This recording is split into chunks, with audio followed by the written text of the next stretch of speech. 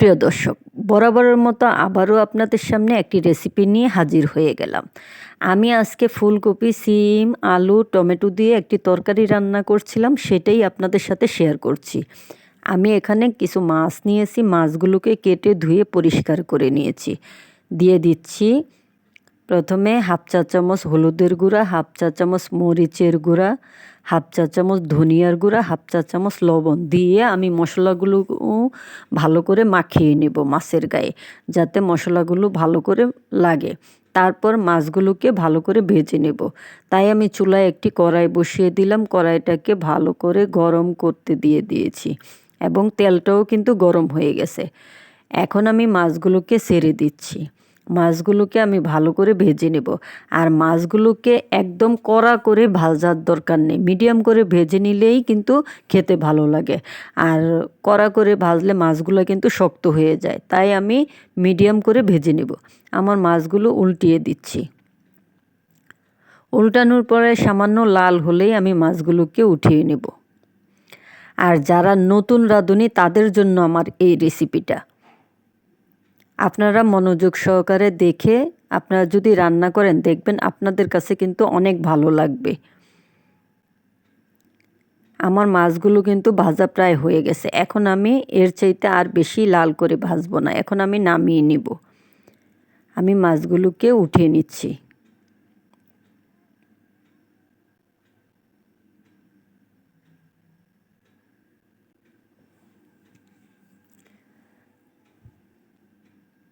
আর আমি এই তেলের মধ্যেই দিয়ে দিচ্ছি সিমগুলোকে আমি ভালো করে কেটে ধুয়ে পরিষ্কার করে রেখেছিলাম। এখন আমি সিমটাকে ভালো করে ভেজে নেব। দিয়ে দিচ্ছি হাফ চা চামচ হলুদের গুঁড়া, হাফ চা চামচ মরিচের গুঁড়া, হাফ চা চামচ ধনিয়ার গুঁড়া আর হাফ চা চামচ লবণ দিয়ে দিব।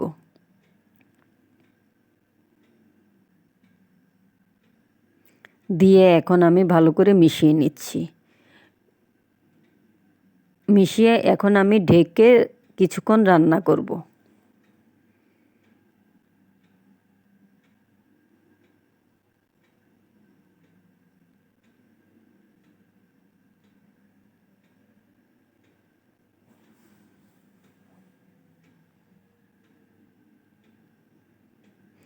আমি কিছুক্ষণ ডেকে রান্না করে নিলাম। এখন আমি এর মধ্যে দিয়ে দিব কিছু আলু। আমি আলুগুলোকে চিকন ফালি করে কেটে রেখেছি, ধুয়ে পরিষ্কার করে ধুয়ে রেখেছি, সেগুলোই এখন দিয়ে দিব।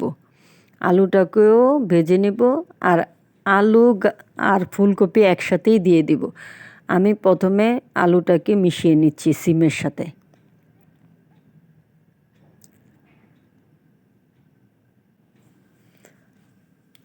ফুলকপিগুলোকেও আমি দিয়ে দিচ্ছি। আমি ভালো করে মিশিয়ে নিচ্ছি। এরকমভাবে তরকারি রান্না করলে কিন্তু খেতে খুব ভালো লাগে। আপনারা একবার হলেও তৈরি করে দেখবেন, আপনাদের কাছেও কিন্তু ভালো লাগবে।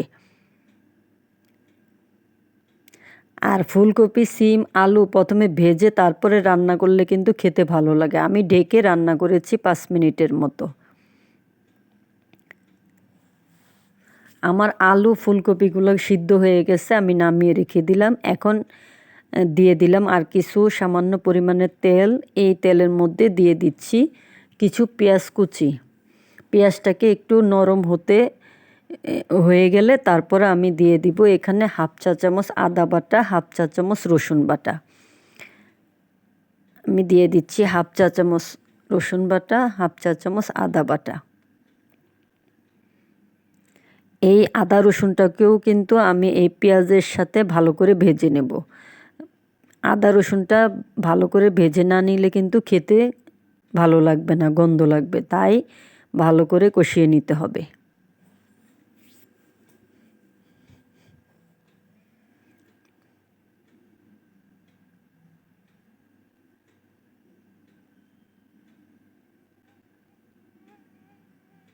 আমি ভালো করে কষিয়ে নিচ্ছি।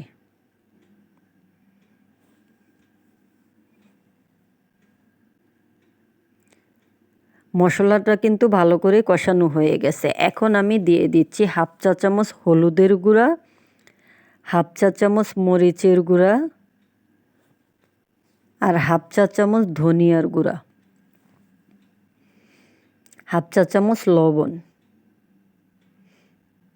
দিয়ে আমি ভালো করে মিশিয়ে নেব।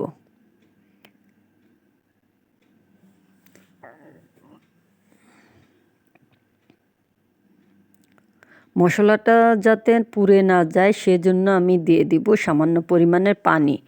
আমি যে বাটিতে মাছ মেখেছিলাম ভাজার জন্য মশলা দিয়ে, সেই বাটিতেই কিছু সামান্য পরিমাণে পানি দিয়ে দিলাম।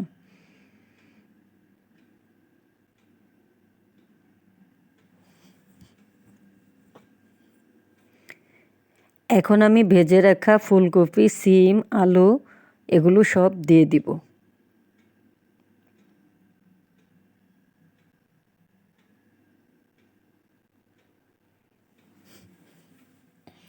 এরকমভাবে ভেজে যদি রান্না করা যায় তাহলে কিন্তু বেশি সময় লাগে না আর।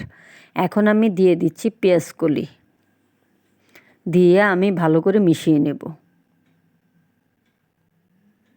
আর এখন আলতো হাতে ভালো করে নেড়ে নিতে হবে, কারণ বেশি নাড়ানাড়ি করলে ফুলকপিগুলো ভেঙে যাবে, তাই হালকা হাতে নাড়িয়ে নিতে হবে। এখন আমি দিয়ে দিচ্ছি 3-4টের মতো টমেটো, আবারও ভালো করে মিশিয়ে দেব।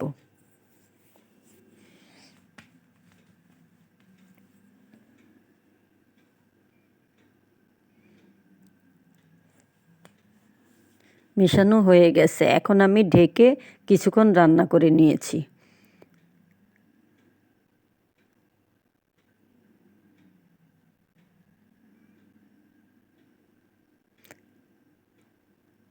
এখন আমি দিয়ে দিব কিছু পানি। পানিটা যখন বলক এসে যাবে তখন আমি মাছ দিব। আর পানিটা দেওয়ার সাথে সাথে কিন্তু মাছ দিবেন না, তাহলে কিন্তু খেতে ভালো লাগবে না। আর বলক আসলে তারপরে যদি মাছ দেন তাহলে দেখবেন খেতে ভালো লাগবে। এখন আমি কিছুক্ষণ জাল করে বলক আনিয়ে নিব। দেখুন বলক এসে গেছে, এখন আমি মাছগুলোকে দিয়ে দিব। দেখতে কত সুন্দর লাগছে, খেতেও কিন্তু অনেক সুস্বাদু। আপনারা এরকমভাবে তৈরি করে দেখবেন, আপনাদের কাছেও এই তরকারিটা অনেক ভালো লাগবে।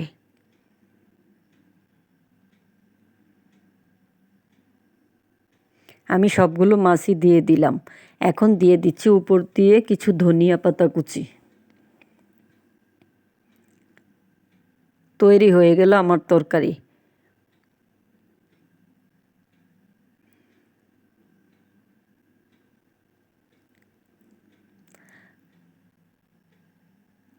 আমার এই রেসিপি যদি আপনাদের ভালো লাগে তাহলে লাইক, কমেন্ট, শেয়ার এবং সাবস্ক্রাইব করে আমার পাশে থাকবেন। দেখুন আমার তরকারিটা কিন্তু দেখতে কত লোভনীয় লাগছে। আশা করি আপনাদের এই রেসিপি ভালো লেগেছে। ভালো লাগলে অবশ্যই একটা লাইক করে দেবেন। আর আপনারা সবাই ভালো থাকবেন। আল্লাহ হাফেজ।